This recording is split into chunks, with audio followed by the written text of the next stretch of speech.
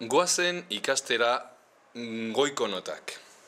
Goiko notak egiteko zirrikitu bat utzi behar dugu azpiko zuloan. Hain zuzen ere, honelako gauza bat. Orduan jotzen dugunean, goiko mitik gora, zirrikitua eginen dugu. Ados? Adibidez. Egiten dugu beko mi, eta goiko mi. Beko fa, goiko fa. Noski, putzada gehiago eman behar zaio goiko notari. Sol.